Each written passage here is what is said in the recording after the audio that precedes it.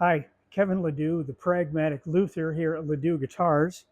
Um, I've done videos on making rosette tiles. I think it was a 2 or 3 chapter article of some kind. Um, so I'm not going to go there again. But with respect to rosette tiles, I've come up with a small improvement that seems to make a marked difference. And I thought I'd share that with you today. I've worked on this and used this method for years and years and years, and now all of a sudden the obvious hits me. So I thought I'd come and share it with you today. Maybe the obvious came to you years ago. I don't know. At any rate, I'm making all of these little rosette tiles. Can you see that okay? All of these little tiles. It's not too hard to do. Grinding the inner radius of these tiles is really um, certain. That is, it's very predictable. You can get excellent results. Grinding the outer radius is sometimes slightly precarious, but it's not too bad. You can still get good consistent results with the methods I'm using.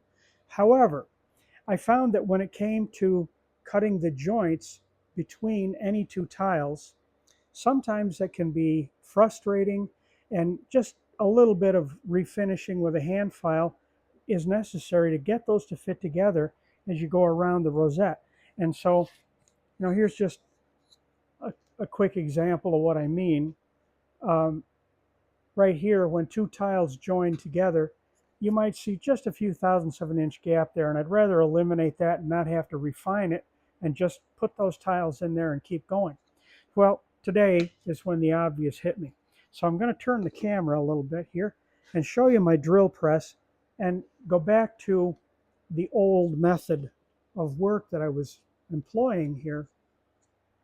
Once I got my rosette tiles, I would make what I would call a rosette tile miter box like this. And I would do that with this circle cutter on my drill press. And the problem that I was having was, in order to use this, I was trying to match this outer radius of the tile exactly so that when I sawed through it, it would rest up against this. And it does work. It's not like it's impossible, but with a tool like this circle cutter and so on, it can be a bit of a fussy job to get that to actually work. It's pretty time consuming. Well, here's what the obvious was. Um, just reviewing a little bit more here, sorry. This is done, of course, with the drill press. There would be a full block of this stuff out here. You'd be cutting a full circle or most of it and trying to establish that exact diameter to match the outer radius of your tile material. And today, I finally found something a little better. So the improvement that I've got here really isn't any rocket science or anything amazing. But what I've done is I've made a miter box to cut these tiles to equal length that relies on using the inner radius of the tile instead of the outer radius.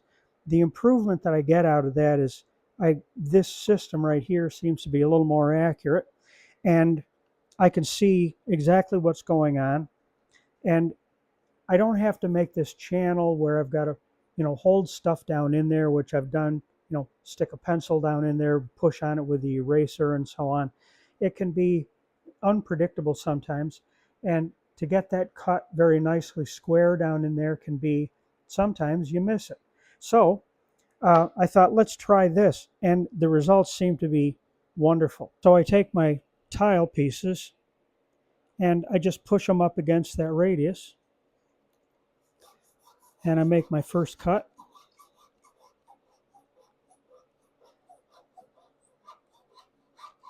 Being left-handed, I'm not as good with this saw as I'd like to be in my right hand. But there, we've cut that. And then possibly you can see this brad that I've installed right here as a stop so that I get my length organized. My second cut is made the same way. Obviously, I just move the tile up against that stop, set my saw in, and go. And it makes this just very, very easy. Now, you do have to establish, of course, this inner radius on the tool very, very precisely. But If you are making the sanding discs required to grind the inner radius of the tiles, and you're doing all of this stuff, then you're probably using the same or similar technology to produce this inner shoulder for the rosette tile to sit on when you sand the outer radius. So establishing this while you have the same setup should be fairly automatic. To guide the saw, and by the way, this groove that you see here, this is only about 75 thousandths of an inch thick, and the rosette tiles are, I think, they're at 65 thousandths right now. So it doesn't need to be deep. Then I just squared across the center of that precisely and screwed a pine block to it that's thin enough so that the saw can penetrate and saw down through this upper layer and get right down to the bottom. And I put that in there and put the next block up against it, and using almost no side pressure, I just screwed that down again, and it gives me a nice smooth and steady action. And I like it because it holds the entire depth of that blade. It just seems to make it a little more precise.